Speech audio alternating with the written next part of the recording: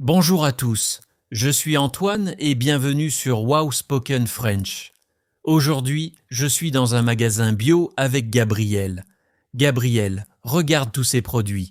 Je ne sais pas quoi choisir. Salut Antoine et salut à tous nos auditeurs. Oui, il y a beaucoup de choix ici. Antoine, pourquoi tu veux acheter des vitamines aujourd'hui? Eh bien, je me sens très fatigué ces derniers temps. Mon médecin m'a dit que je manque peut-être de vitamines, mais je ne comprends rien à toutes ces lettres. Vitamine A, vitamine B, vitamine C. C'est compliqué. Je comprends. C'est vrai que c'est un peu confus au début, mais ne t'inquiète pas, je vais t'expliquer simplement. Et vous, chers auditeurs, prenez-vous des vitamines? Écrivez-nous dans les commentaires. T'en Parfait. Alors, Gabriel, commence par le commencement. Qu'est-ce qu'une vitamine exactement? Bonne question. Les vitamines sont des substances très importantes pour notre corps.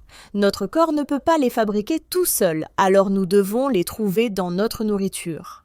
Alors elles nous aident à rester en bonne santé. D'accord, je vois. C'est comme le carburant pour une voiture? Exactement. C'est une très bonne comparaison, Antoine. Sans vitamines, notre corps ne fonctionne pas bien. Par exemple, si tu es fatigué, tu manques peut-être de vitamine D ou de fer. Ah oui, le fer. J'ai entendu parler de ça. Mais le fer, c'est un minéral, non? Quelle est la différence entre une vitamine et un minéral? Excellente observation. Oui, le fer est un minéral. La différence est simple. Les vitamines viennent de plantes ou d'animaux. Les minéraux viennent de la terre et de l'eau. Mais les deux sont essentiels pour nous. Intéressant. Alors, dis-moi, quelle vitamine je dois prendre pour avoir plus d'énergie? Pour l'énergie, les vitamines B sont fantastiques. Il y a plusieurs vitamines B, bonnes, B2, B6, bonnes 2. Elles transforment notre nourriture en énergie. On les trouve dans le pain complet, les œufs, le poisson et la viande. Ah, donc si je mange bien, je n'ai pas besoin de compléments alimentaires? C'est exactement ça, Antoine. La meilleure source de vitamines, c'est toujours la nourriture naturelle. Les compléments sont utiles seulement si tu assumes ces chevreries à de vraies carences. Auditeurs, mangez-vous beaucoup de fruits et légumes?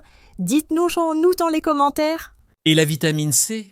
J'ai toujours entendu dire qu'elle est bonne pour ne pas tomber malade. Oui, c'est vrai. La vitamine C aide notre système immunitaire. Elle est parfaite pour l'hiver. Tu la trouves dans les oranges, les citrons, les kiwis, les poivrons rouges et les brocolis.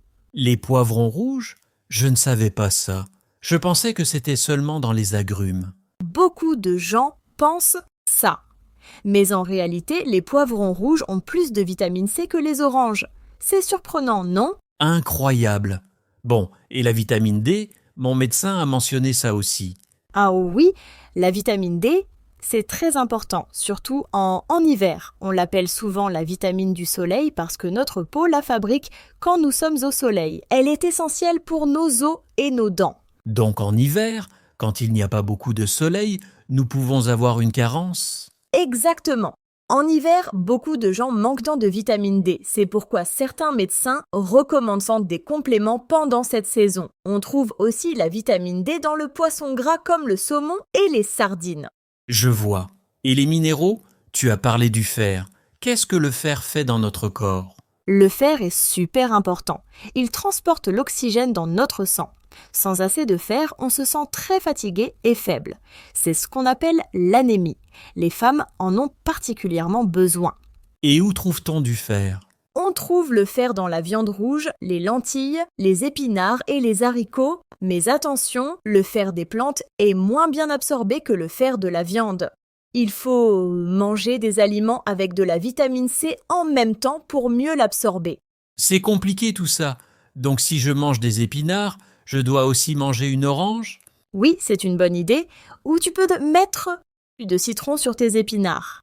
C'est délicieux et très bon pour l'absorption du fer. Génial! Et le calcium, c'est pour les os, non? Oui, tu as raison. Le calcium construit et maintient nos os et nos dents solides. On le trouve dans le lait, le fromage, les yaourts, mais aussi dans les amandes et les légumes verts, comme le chou. Chers auditeurs, buvez-vous du lait tous les jours?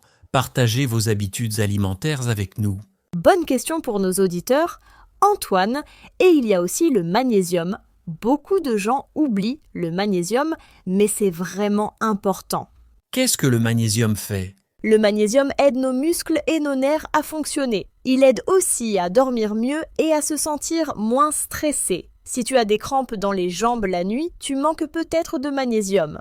Oh, j'ai parfois des crampes. Où je peux trouver du magnésium? Dans les noix, les graines, les bananes, le chocolat noir et les légumes verts. Tu vois encore les légumes verts. Ils sont vraiment magiques. Donc je dois manger plus de légumes verts. Absolument, les légumes verts sont une mine d'or de vitamines et minéraux. Mais attention, il ne faut pas trop cuire les légumes, la chaleur détruit certaines vitamines, surtout la vitamine C. Ah bon? Alors il vaut mieux manger les légumes crus? Pas toujours. Certains légumes sont meilleurs crus, d'autres cuits. Par exemple, les tomates cuites donnent plus de lycopène, un antioxydant excellent. Mais les poivrons sont mieux crus pour garder la vitamine C. C'est vraiment une science. Auditeurs, comment cuisinez-vous vos légumes, crus ou cuits? Écrivez-nous. Maintenant, parlons du zinc. C'est un minéral très important pour le système immunitaire et la cicatrisation des blessures. Le zinc? Je n'en ai jamais entendu parler. C'est normal, on en parle moins. Mais il est très important.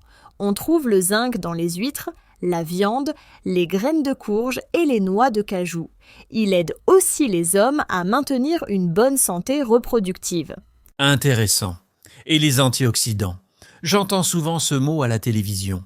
Les antioxydants protègent nos cellules contre les dommages. Les vitamines C, C et E sont des antioxydants. On les trouve dans les fruits colorés, les légumes, les noix et l'huile d'olive. Donc une alimentation colorée est une alimentation saine? Exactement. Plus ton assiette a de couleurs différentes, mieux c'est. Rouge, orange, vert, violet. Chaque couleur apporte des vitamines et minéraux différents. Gabriel, tu as tellement de connaissances. Comment tu sais tout ça? J'ai lu beaucoup de livres sur la nutrition et j'ai consulté des nutritionnistes. C'est un sujet qui me passionne. Et vous, chers auditeurs, voulez-vous apprendre plus sur la nutrition? Dites-le nous.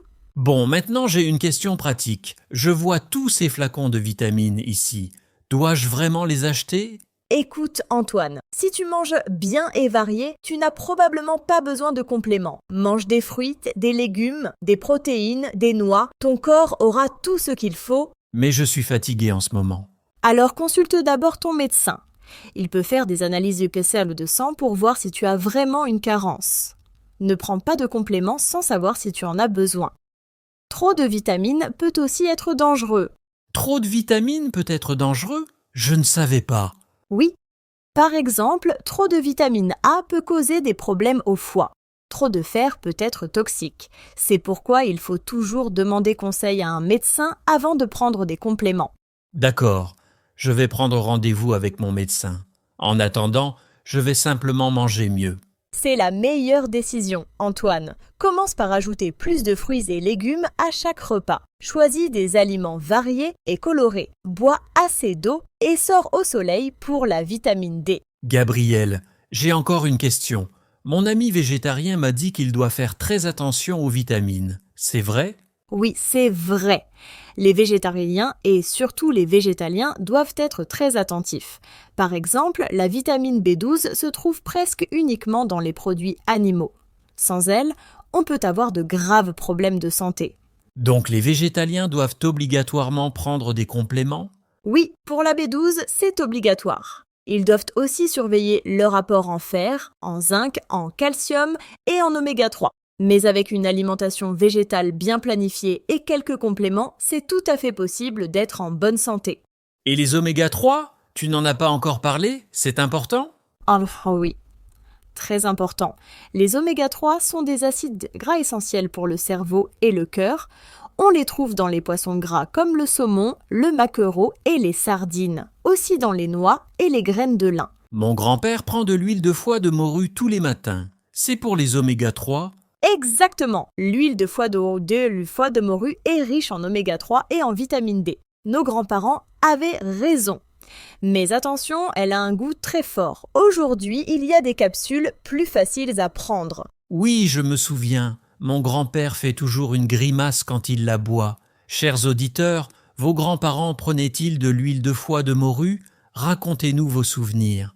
Parlons aussi des vitamines pour les yeux. La vitamine A est essentielle pour une bonne vision. On dit toujours que les carottes sont bonnes pour les yeux, et c'est vrai. Pourquoi les carottes spécifiquement? Les carottes contiennent du bêta-carotène que notre corps transforme en vitamine A. Cette vitamine aide à voir dans l'obscurité et protège nos yeux. On la trouve aussi dans les patates douces, les épinards et les mangues.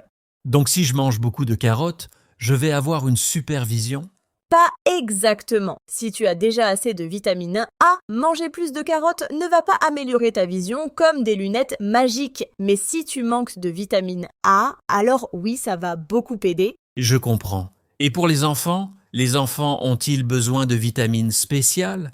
Bonne question. Les enfants en croissance ont besoin de beaucoup de calcium et de vitamine D pour construire des os solides. Ils ont aussi besoin de fer pour le développement du cerveau. C'est pourquoi un régime équilibré est si important pour eux.